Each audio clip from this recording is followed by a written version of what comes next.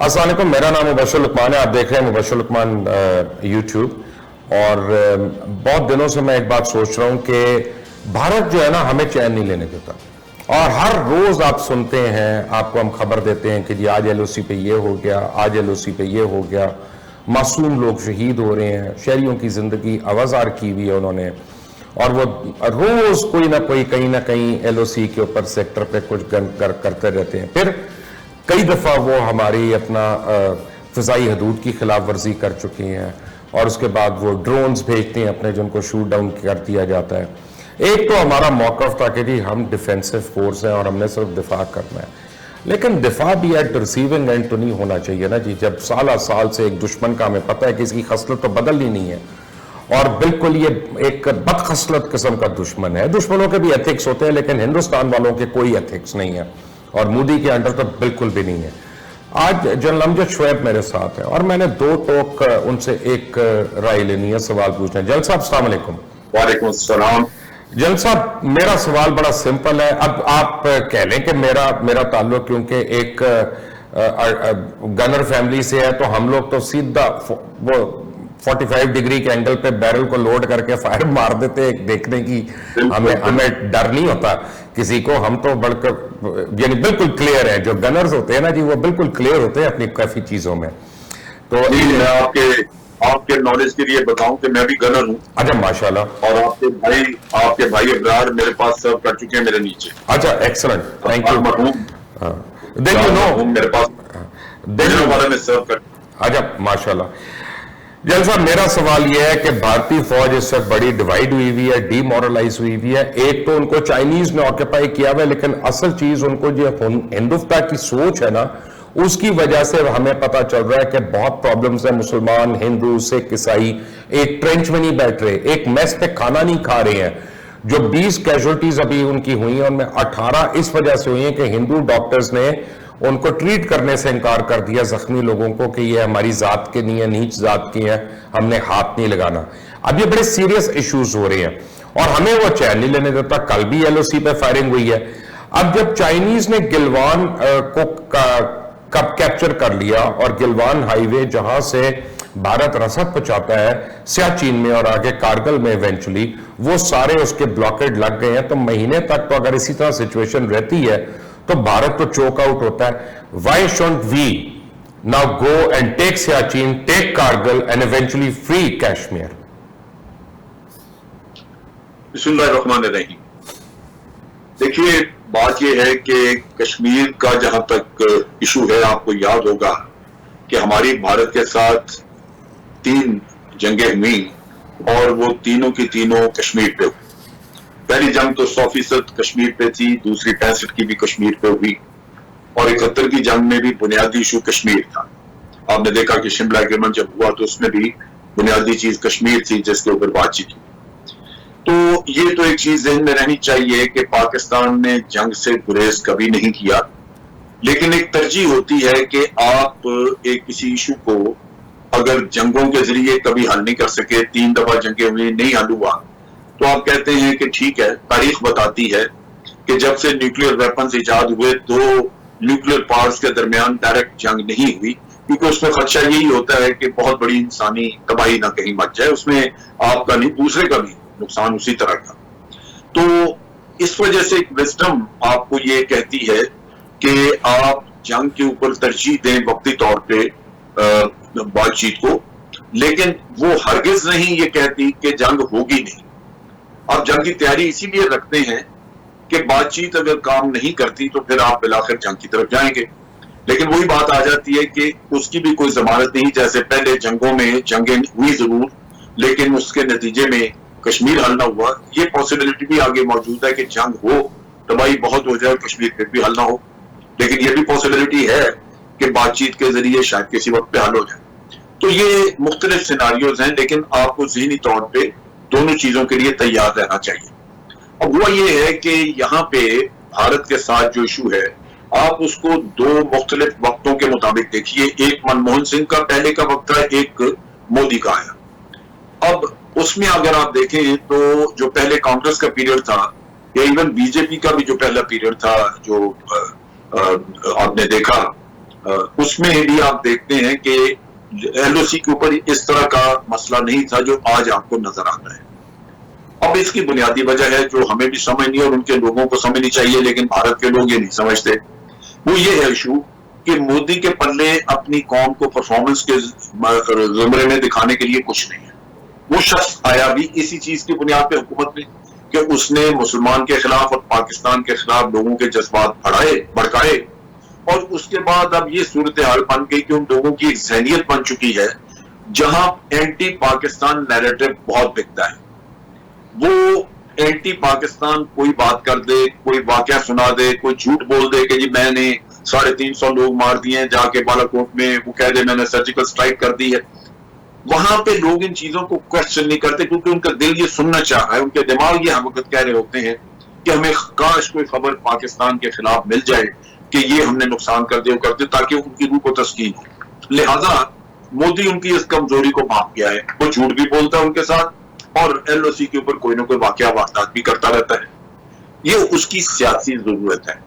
जिस दिन वो एंटी पाकिस्तान रेटरिक खत्म कर देगा, पाकिस्तान की तरफ वो कोई अमन का हाथ बढ़ाएगा, वो उसकी सियासत के बिल्कुल आखिरी लम्हे होंगे, वो खत्म हो जाएगी। सो ये चीज हमें ज़हन में रखनी चाहिए कि इसका नुकसान ज्यादा भारत खुद उठा रहा है, जहां के अंदरूनी तौर पे आप देखिए कि आज भारत खलफशार का शिकार है। उसने मुसलमान पॉपुलेशन को एलियनेट किया, जैसे अभी आप भी बात कर रहे थे कि एक हिंदुत्व का ऐसा माहौल बना दिया जहां हिंदुइज्म उनके ज़हन पे ऐसा सवार है, एक हिंदू सुप्रीमेसी, कि वो ना दलित का इलाज करना चाहते हैं, ना सिख का, ना कुछ, वो मुसलमान का भी इलाज नहीं करना चाहते। और नतीजा ये हुआ कि सिख भी आज मुतनफ्फर है, मुसलमान भी मुतनफ्फर है। तो भारत का आज जो हुक्मरान है वो देखने को, सुनने को, कहने को लगता है कि बहुत बड़ा, जैसे वो कहता है 56 इंच की छाती, हकीकतन वो छाती 56 इंच की नहीं है, वो भारत को तबाही की तरफ लेके जा रहा है। जो मेरे नुक्ता निगाह से मैं अगर देखूं, प्रॉब्लम में कौन है जन साहब, प्रॉब्लम यह है कि मोदी की हमाकत है और हमाकत का फल पाएंगे, इसका खमियाजा भुगतेंगे। जन साहब प्रॉब्लम यह है, माजूद के साथ आप मेरे से उम्र में बहुत बड़े हैं, ये मोदी और आरएसएस जो है ना, ये उस दुम की तरह है जिसने कभी सीधा नहीं होना। ठीक है ना, मुझे इनसे कोई डायलॉग की जरूरत नहीं है, मुझे कोई फायदा नहीं है, क्योंकि झूठ बोलते हैं, हर बात पे झूठ बोलते हैं, मुकर जाते हैं, हमारे ऊपर इल्जाम लगाते हैं, कभी वो हमारे लोगों पे इल्जाम लगाते हैं, कभी हम पे लगाते हैं, पूरी दुनिया में वावेला कर रहे हैं पाकिस्तान के खिलाफ। तो एक बात तो आप जहन में रख लें, इनमें से आपके दोस्त नहीं बन सकते। आप और मैं लिबरल बनने की खातिर इनको हेलो हाय कर दें, ये कर दें, उससे ये हमारे दोस्त नहीं है, मुझे तो बड़ी क्लैरिटी है। द क्वेश्चन इज, नेपाल अब उनको आंखें दिखा रहा है और उसने अपनी बॉर्डर ट्रेंचिंग शुरू कर दी है। चाइना जो है वो मजीद वहां पे उनको ऑक्यूपाई कर रहा है। Bangladesh is uncomfortable. तो इस वक्त वाई शुड वी नॉट, और वो भारत खुद मोदी और सारे उसके जो कंटुटे हैं, वो बलूचिस्तान का ओपनली नाम लेते हैं कि हमें बलूचिस्तान में इंसर्जेंसी करानी चाहिए और हम उसको सपोर्ट करेंगे, ये करेंगे, हमें टीटीपी को यूज करना चाहिए। तो क्यों आज मैं आपसे कह रहा हूं हमें ऐलान नहीं करना चाहिए कि हम अरुणाचल प्रदेश को जो है इसको आजाद करवाएं पहले, क्योंकि वो बॉर्डर के ऊपर है, वो लद्दाख की बॉर्डरिंग एरिया के ऊपर है, वो हॉट है, वो पक्का हुआ है, वो इनसे अलग होना चाहते हैं। Pakistan should play its role. Now what are you afraid of? देखिए, बात यह है कि ये जरूरी नहीं होता कि आप हर चीज का ऐलान करें, लेकिन भारत ने ऐलान किया, बड़ा अच्छा था, हमने उससे फायदा उठाना था लेकिन नहीं उठाया। बात यह है कि जब भी आप जंग की तरफ जाएंगे, आपके पास डिप्लोमेटिकली आपने एक एनवायरनमेंट पहले से क्रिएट किया हो जहां दुनिया इस बात को तस्लीम कर ले कि अब पाकिस्तान के पास जंग के अलावा और कोई हल नहीं है।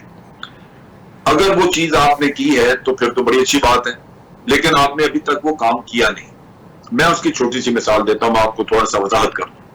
पुलवामा का वाकया हुआ, 1 घंटे के अंदर अंदर भारत ने इल्जाम आप पे लगाया कि पाकिस्तान ने कराया।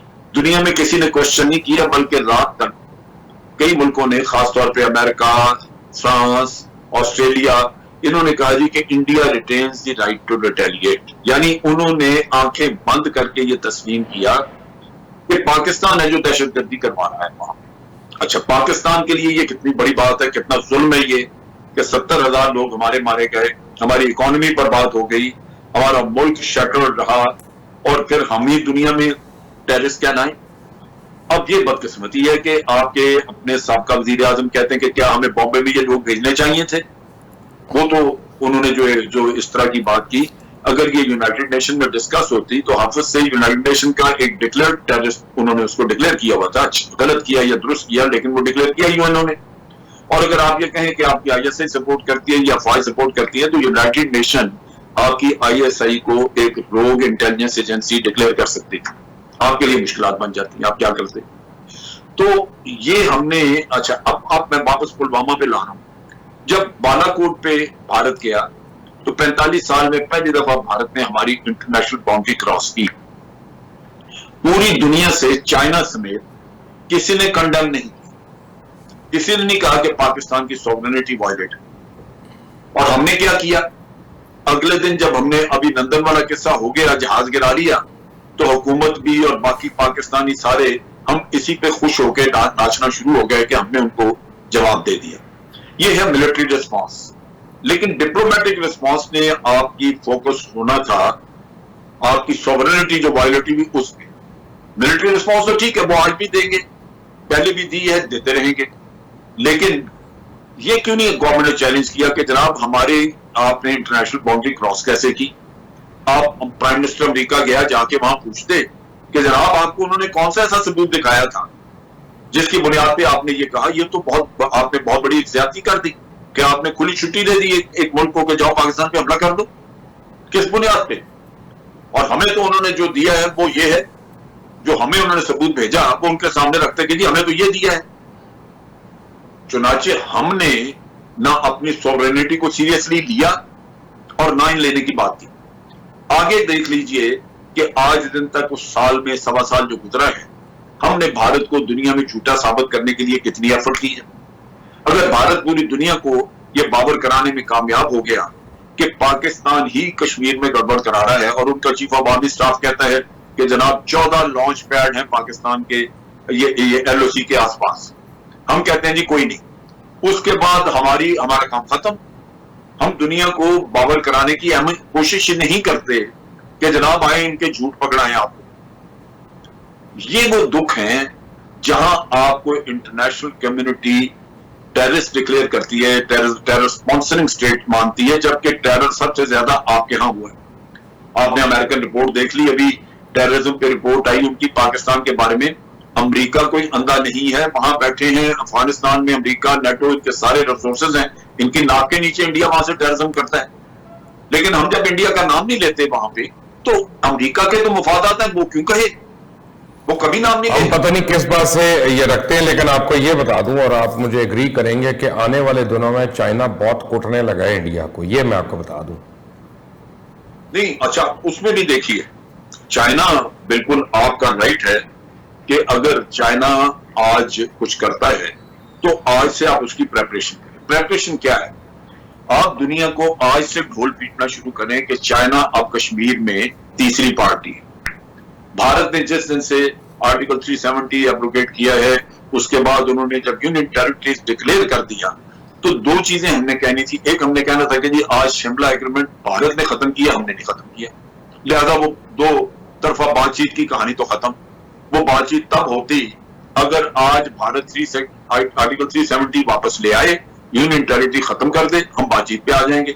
लेकिन बातचीत का चैप्टर भारत ने क्लोज कर दिया, और अब शिमला एग्रीमेंट वाली बात तो खत्म हो गई, जहां भारत कहता है जी दो तरफा, वो तो नहीं रहा, या यूनाइटेड नेशन हल करे या फिर हम खुद हल करेंगे। तो एक तो ये स्टांस आपका आना चाहिए था। दूसरा आपका ये कहना चाहिए, ये गलवान वैली का जो इशू हुआ इसके बाद, कि जनाब अब चाइना पार्टी है इसका, लिहाजा कश्मीर का मामला हल करने के लिए अब हम चाइना से तावन करेंगे, चाइना का तावन लेंगे, और हम दोनों कुव्वतें मिलकर अब कश्मीर का मसला हल करेंगे। इंडिया में उनके थिंक टैंक के लोग कह रहे हैं कि जनाब आप चाइना पार्टी बन के, हमारे यहां बोली कोई नहीं रहा। तो बात यह है कि आपके साथ दुनिया ने भी चलना है, आपने बाकी दुनिया के साथ रहना है, लिहाजा आपको डिप्लोमेटिकली एक माहौल क्रिएट करना है जहां आपके नैरेटिव को इंटरनेशनली सपोर्ट हो, और इंटरनेशनली लोग कहें कि पाकिस्तान एक जिम्मेदार मुल्क है, इसके पास वाकई कोई और चारा नहीं रहा था सिवाय इसके कि जंग, तो इसलिए इन्होंने किया, वरना ये बड़े मोहतात लोग हैं, बड़े जिम्मेदार लोग हैं, ये न्यूक्लियर कंट्री ऐसे गैर जिम्मेदार नहीं है, लिहाजा इन्होंने ऐसे छेड़खानी करके जंग शुरू नहीं की। ये आपने इंटरनेशनल ओपिनियन को साथ लेके चलना है। लेकिन डिप्लोमेटिक लाइफ साइड पे मेरी अपनी सोच ये कहती है कि हम बहुत बहुत बहुत पीछे हैं। हमने अपना टैग तक नहीं उतरवा सके। हमारे अपने लोग सिंसियर नहीं, हमारे अपने लोग यहाँ पे, हमारे मीडिया के लोग और दूसरे बहुत सारे, ये अपने मुल्क के ऊपर, अपने अफवाज के ऊपर, अपने लोगों के ऊपर इल्जाम लगाते रहे। हाफिज सईद को टेररिस्ट डिक्लेयर किया, आज दिन तक किसी ने सबूत दिया कि उसका कोई लिंक बम्बई के साथ क्या था? अगर लिंक होता तो अमेरिका ने जो उसके सर पे इनाम रखा हो तो आज कोई कैश करके ले गया। रेमंड डेविस यहाँ उन्होंने रखा इसी काम। मैं आपको एक क्लोजिंग में एक बात याद कराऊं जन साहब, पता नहीं आपको आपके इल्म में है कि नहीं है, तो मैं नाजरीन को जरूर बताना चाहूंगा। होता है ना कभी आप नहीं कहता, मैं प्राइड में एक बात कह रहा हूं, मैं शो मार रहा हूं, आज मैं कह के मार रहा हूं। तो यानी 65 की वॉर में 6:1 का रेशो था इंडियंस की और पाकिस्तानीज की, और उनकी सुप्रीमेसी जो है वो 6 पे थी और हमारी 1 पे थी। और एक रात को, बड़ी तेज तूफानी बारिश की रात को, छम जोड़ियाँ के ऊपर से पाकिस्तान के अंदर अटैक हुआ। इंडिया की एक पूरी ब्रिगेड ने मिलकर अटैक किया और नीचे से पाकिस्तान की एक आर्टिलरी की यूनिट थी 28 मीडियम। उन्होंने पहले उसको बारिश के दौरान ना सिर्फ उसको रोका, उसको रिपल्स किया, बल्कि they went and they captured छम जोड़ियाँ। उस दिन वहां पे 2 मंदिर भी गिर गए बहुत सारी गोलाबारी में। And that is when 28 medium got the title of बुच शिकन। और मुझे जल साहब, मुझे इसलिए पता है कि my father was commanding it at that time. बिल्कुल बिल्कुल, हमें डरने की जरूरत नहीं है। हमें ईद का जवाब हमें बड़ी ईद से देना चाहिए। मैं मुबशर आपको ये चीज बताऊं, डरने का किस्सा नहीं है। आज भी पाकिस्तान आर्मी और लोग बिल्कुल उसी तरह तैयार हैं और वो पहले से ज्यादा बेहतर हालत में है। ये तो हमारी कौम को पता होना चाहिए। मैं जो 65 की आप बात कर रहे हैं, मैं आपको सिर्फ ये याद दिलाने लगा था कि वहां जो छम में जब छम कैप्चर हुआ तो वहां इंडिया अपनी तमाम तोपें छोड़ के भागा था। उनकी 18 गन एक यूनिट की मौजूद थी और मुझे उस पर शर्फ हासिल है कि उस यूनिट में मुझे उन्हीं गन्स को लेके एक नई यूनिट बनाई थी और मैं उस यूनिट में पोस्ट हुआ। तो मैं वो गन्स लेके 65 की जंग के लिए मैं वो गन्स लेके कसूर सेक्टर में पहुंचा और फिर हमने इंडिया की गन इंडियंस के ऊपर ही चलाई वहां। तो हमें उस जो बात आप सुना रहे हैं उसमें जो फख्र है वो मेरा भी कुछ हिस्सा है कि मैं लेके तो उसमें मैंने भी काम किया था। अब चीज ये है, आप बात बिल्कुल ठीक कह रहे हैं, पाकिस्तान कतन अपॉलोजेटिक नहीं है। हम इस मामले में बिल्कुल वाज़े हैं और आप देखते हैं कि जब वो वायलेशन करते हैं हम बाकायदा वायलेशन का जवाब देते हैं। फर्क सिर्फ यह है कि हमारे गोलाबारी से सिविलियन कैजुअल्टीज नहीं होती, हम आर्मी को टारगेट करते हैं। इंडियंस जो है वो जानबूझ के सिविलियंस को टारगेट करते हैं ताकि इनके हाथ सिविलियन जो है वो उनकी अपराइजिंग को रोना धोना करें और पाकिस्तान के लिए मुश्किलात हो। तो ये तो बिल्कुल वाज़े है। लेकिन अभी मैं कुछ थोड़ा सा अगर आप इजाजत दें तो मैं लद्दाख और गलवान के बारे में भी बात कर दूं कि कुछ जाएगा। देखिए, लद्दाख में बड़ी अजीब सी कहानी हुई। वहां पे जब शुरू में ये वाकया हुआ तो इंडिया ने कहना शुरू किया कि जनाब चीन हमारे इलाके में आ गया, हम तो यहाँ पेट्रोलिंग करते थे और चीन ने कब्जा कर लिया तो चीन को यहां से निकलना चाहिए। और एक फसाद खड़ा हुआ, बातचीत शुरू हुई, फिर इनके लोग मारे गए। फिर आपने सुना कि मोदी ने कहा कि ना तो हमारी कोई पोस्ट किसी ने पकड़ी है और ना ही हमारा कोई इलाका किसी ने लिया।